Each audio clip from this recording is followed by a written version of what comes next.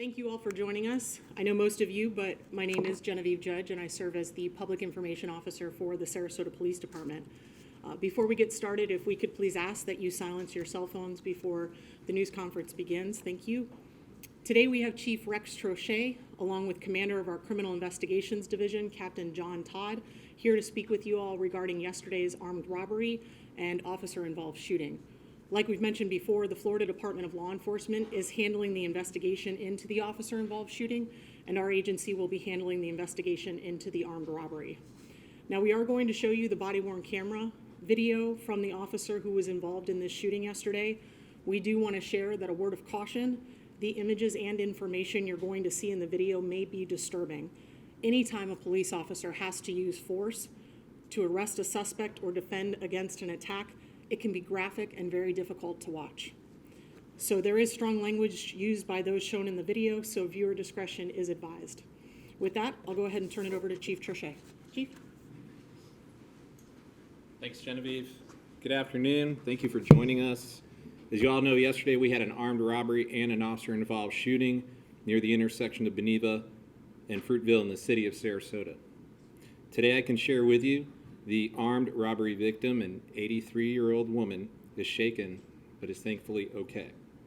The officer involved in the shooting was not injured, and per policy, he has been placed on paid administrative leave. The suspect, who is facing numerous charges in connection to the armed robbery, is in stable condition post-surgery and is expected to survive. To speak more about the armed robbery that led to the shooting, I'll introduce Captain John Todd of our Criminal Investigations Division. Again, regarding the officer-involved shooting, that remains under investigation by the Florida Department of Law Enforcement. And releasing this video in such a timely manner was important for us to demonstrate our transparency and commitment to the community. We have been in talks with the Florida Department of Law Enforcement prior to doing this. This is a partnership, and they were okay with us releasing this video. We felt it was very important for the community to see this as soon as possible. I will note this, that moving forward, every shooting has different nuances. So this was done within about a 24-hour window. It happened at a time of day when everybody was here. We were fully staffed, everybody was working, so we were able to turn this around pretty quickly. But shootings are all different. So moving forward, this could happen in 24 hours, could happen in 48 hours, up to 72 hours. But we do believe that as soon as we were ready to put this out, it was very important to get that out to the community. So with that being said, I'll give you Captain Jonathan Todd. Thanks, Chief. I appreciate it. Good morning. Thanks for coming. Again, I'm Captain Jonathan Todd, the commander of the Sarasota Police Department Criminal Investigations Division. I'm here this morning to share details about an armed robbery that led to an officer-involved shooting yesterday at approximately 10 a.m. It should be noted that the last officer-involved shooting with the Sarasota Police Department happened in February of 2021. This incident yesterday started as a 911 call about an armed robbery that occurred in the parking lot of the Publix at 501 North Beneva Road. The 83-year-old female victim would later tell investigators that she had just finished shopping and was loading groceries into her car when she was accosted by the suspect, who tried to pull her purse off her arm. The suspect was later identified as 71-year-old Paul Briandy of Sarasota. Robert Paul Briandy of Sarasota. The victim said that while she struggled with Briandy, he threatened to cut her with a shiny object that he was holding in his other hand. A nearby witness saw what was happening and tried to help the victim fend off her attacker.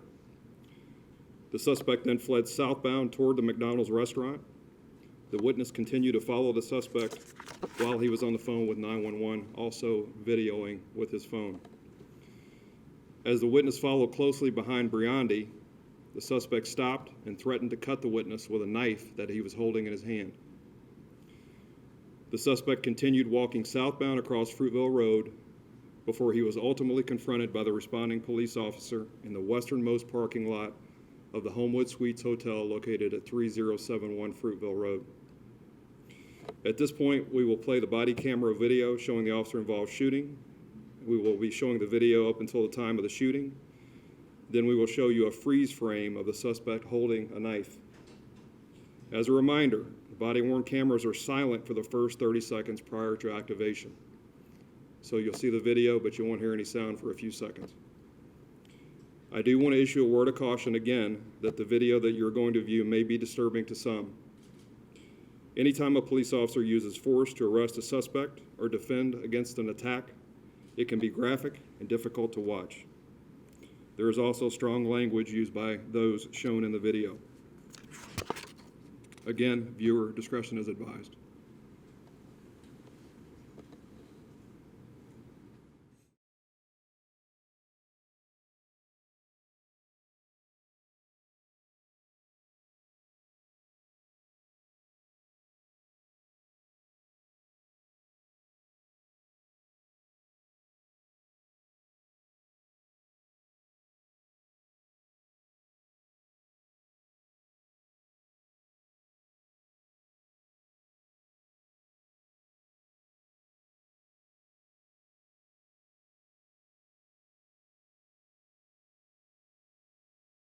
Yes, sir.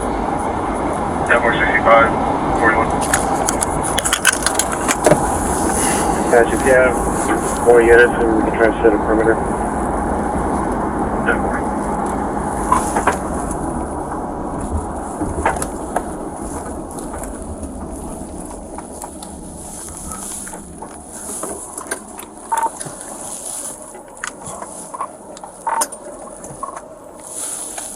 Seven to 4. He's running towards the Homewood Suites.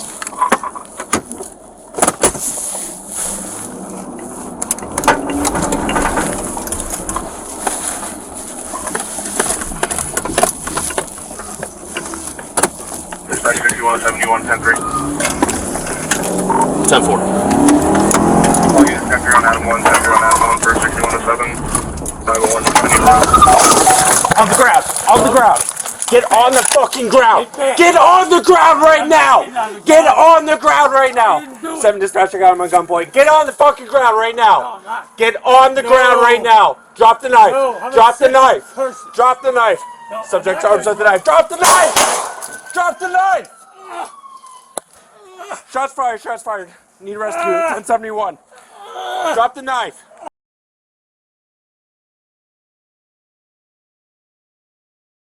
Get on the fucking ground.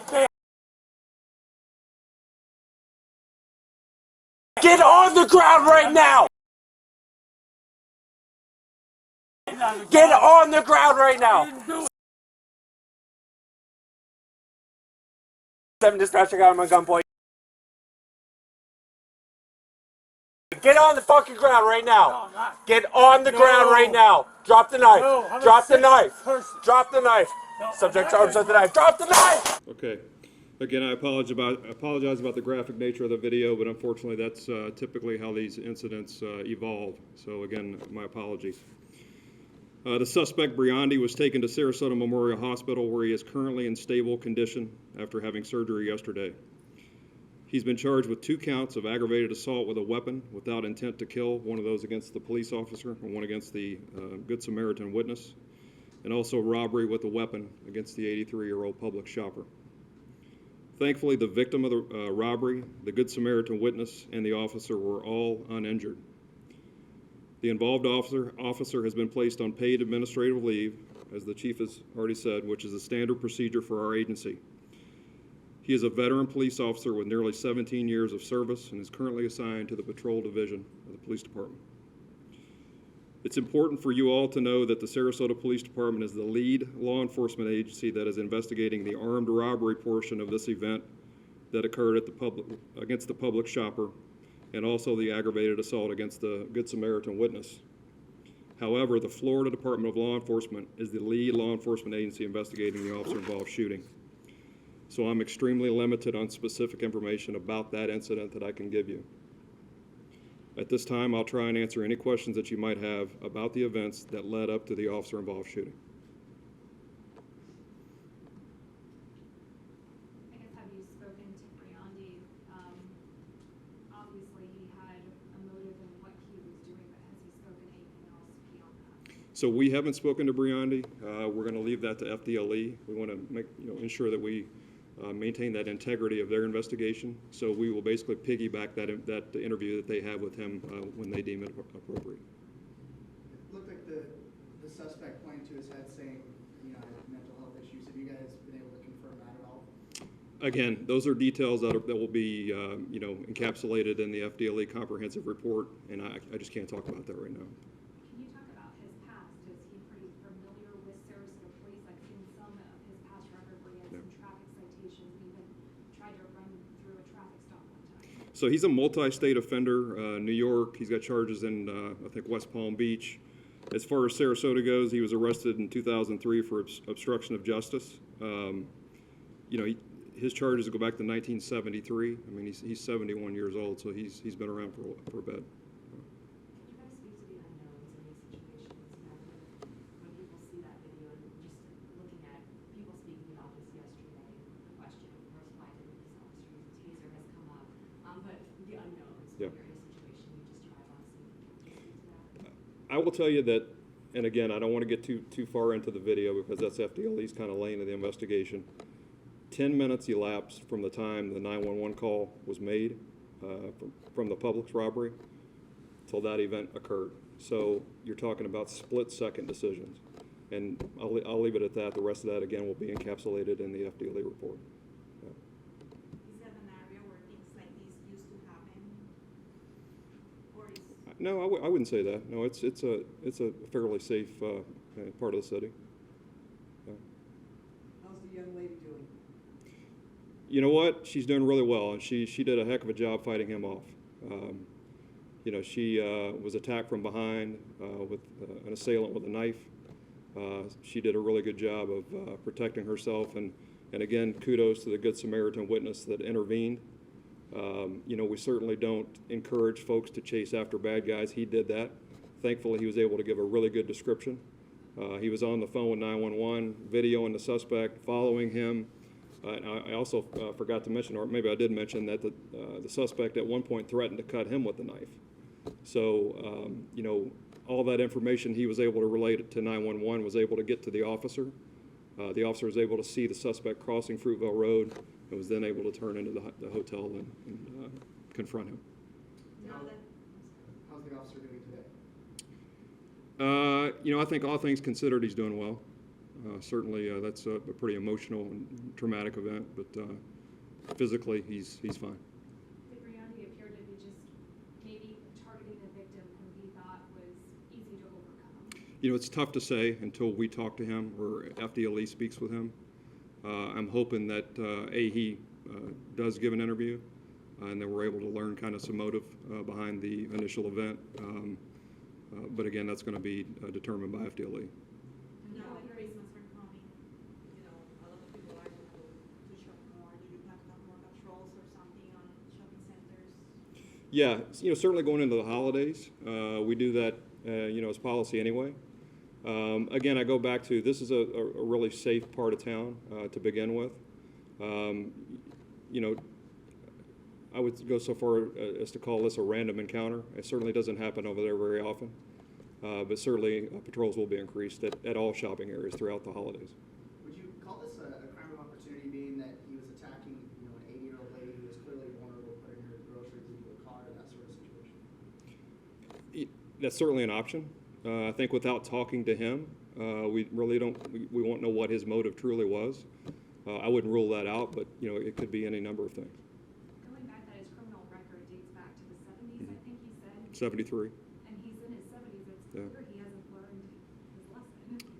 Yeah, you would think not. Yeah. I guess, is there any hope that when he meets a judge again, that maybe he gets behind bars for even longer so he's not able to hurt somebody else? You know, certainly with violent offenders that attack, you know, the most vulnerable of our citizens, the elderly, you know, we expect this case to be, you know, handled properly until the fullest extent of the law. It's a certain portion of the timeline that's out of our hands. You know, all we can do is do a thorough investigation, write good reports, and give them the evidence that they need. Any message, just, you know, because this is such a safe area, Mhm. these things don't happen often. Yeah. I think anybody who shops at that Publix or any Publix, especially females, you know, just maybe should be on alert. Obviously, this was bold. It was Sure. just after 10 Yeah. o'clock in the morning, and you don't expect something. Yeah, I mean, it's, broad daylight, at night, you go back to the old axioms of, you just be aware of your surroundings. I find myself, on my phone walking into public sometimes and completely unaware of what's going on around me, and I'm a police officer. So I would just say that, when you're anywhere in the public like that, just keep an eye on what's going on around you. If you see something, say something. This Good Samaritan witness went above and beyond the call of duty. But I think without his actions, we might not have had such a quick conclusion to the event. I will go on to add that we're talking about a full hotel of patrons there at the Homewood Suites, so that certainly could have turned into a pretty ugly situation over there. So I'll jump in here.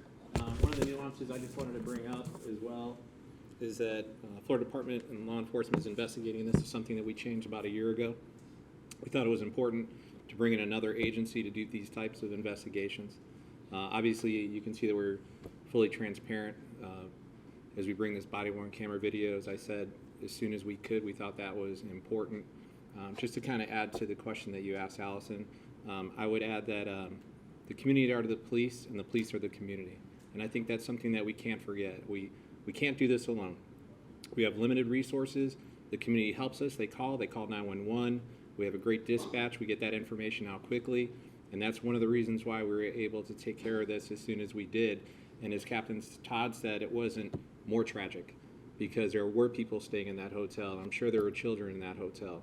So I think we avoided a tragedy that could have really, really gone sideways for our community. So with that being said, I just want to say thank you all for coming out on such short notice, and have a good day. Thank you.